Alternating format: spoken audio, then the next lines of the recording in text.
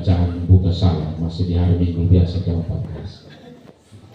Mungkin minggu lalu umat di sini tidak misi.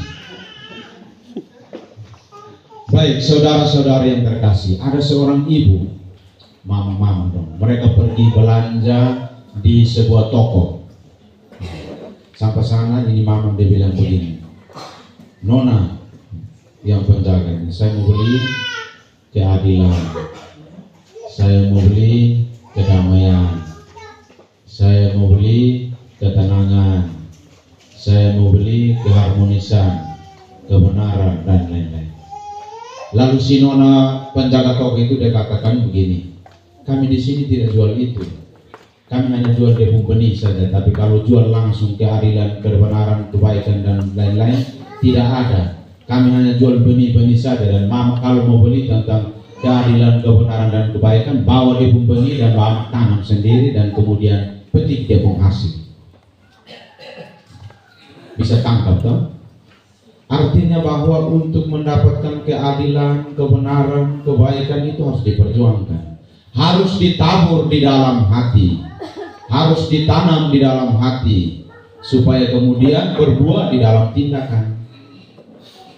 Kebenaran itu harus diperjuangkan, keadilan itu pun harus diperjuangkan, pewartaan tentang kebaikan juga harus diperjuangkan. Tidak bisa kita langsung tada saja, ini mah sudah, ini kebaikan dong, saya langsung terima, dan meskipun saya tidak bawa dalam tindakan-tindakan atau perbuatan saya juga, saya tada saja itu kebaikan-kebaikan. Tidak bisa. Kebaikan, kebenaran, pokoknya hal-hal yang berbau positif itu harus ditanam dan ditabur di dalam hati, kemudian membuahkan hasil di dalam tindakan. Kalau kita tidak pernah menanam kebaikan di dalam hati, otomatis kita tidak akan menuai apa yang namanya kebaikan. Hukum tabur tua itu, kalau engkau tanam kebaikan, kemudian engkau akan menuai kebaikan. Tidak mungkin orang menanam kebaikan kemudian dia menuai keburukan. Tidak mungkin. Apa yang tampil atau apa yang terpantul ke dalam diri kita itu adalah apa yang kita pantulkan keluar. Misalnya, yang ada di dalam diri saya itu hanya hal-hal yang negatif saja. Ya kemudian yang pantul kembali ke saya juga hal-hal yang negatif.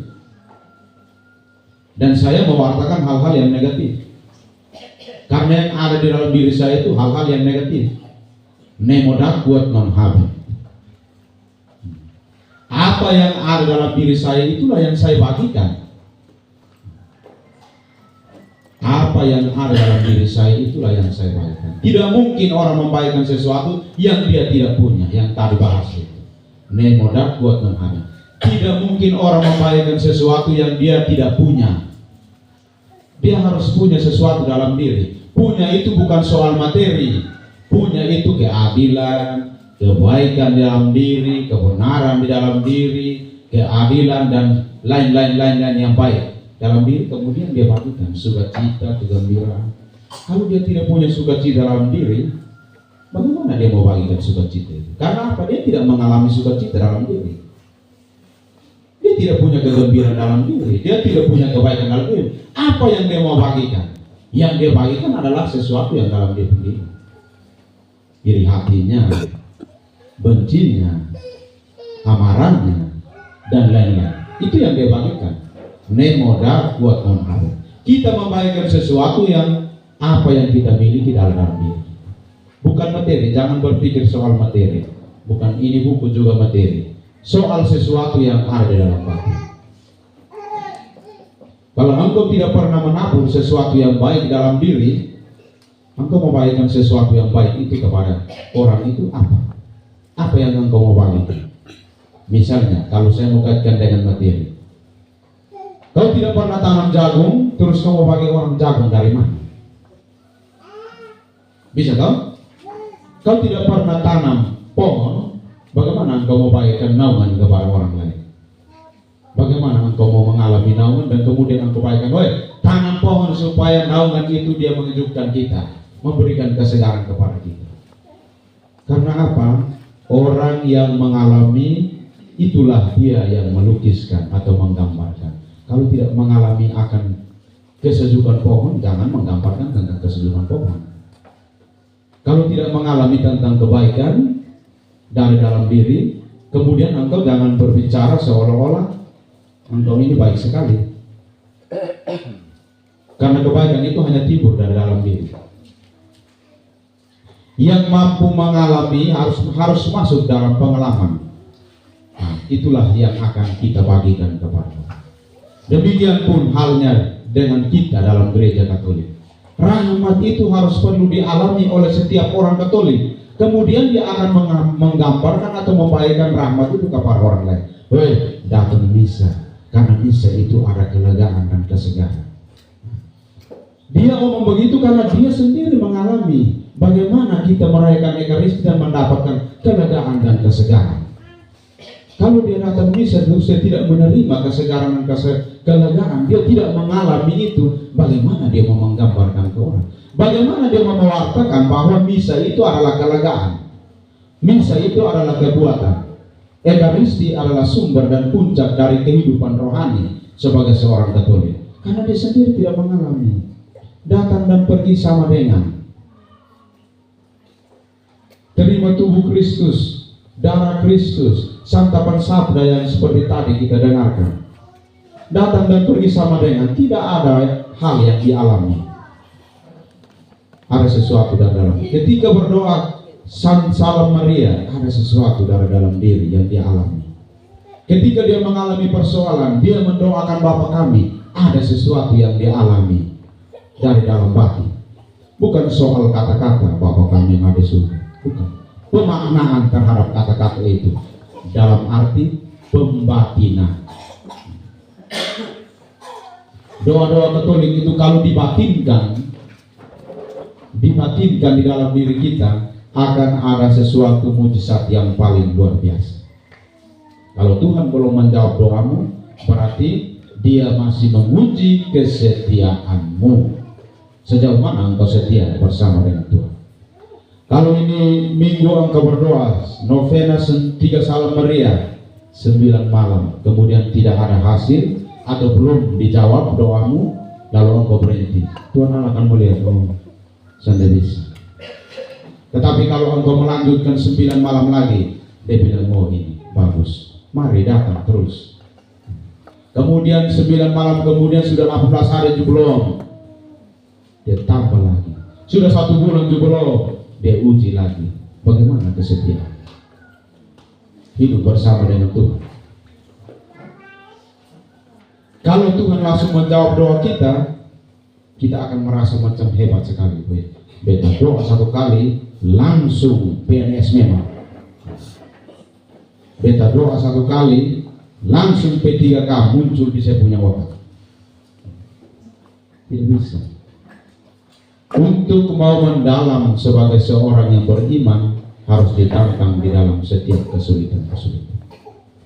Kita pakai emas, baik di tangan, di leher dan lain-lain. Itu emas yang mengkilat itu, dia dibakar berulang-ulang di dalam bara api, baru dia mengkilat.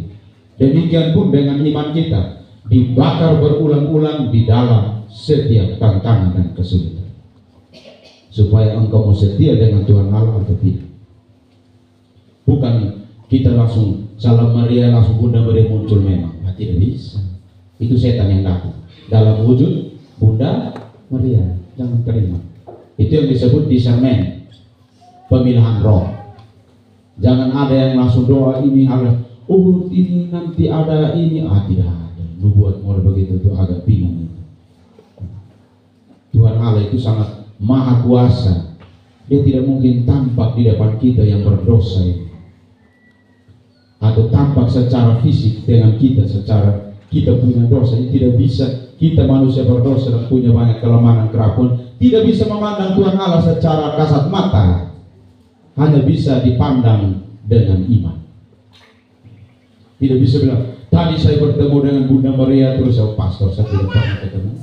Doa tiap hari, tidak pernah ketemu dengan Bunda Maria. Tapi diimani di dalam hati bahwa Bunda Maria itu selalu menyertai kita.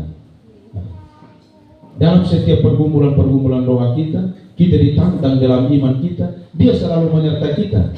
Tetapi kita harus bersabar, memiliki kesabaran, dan disitulah ujian akan kesetiaan iman kita.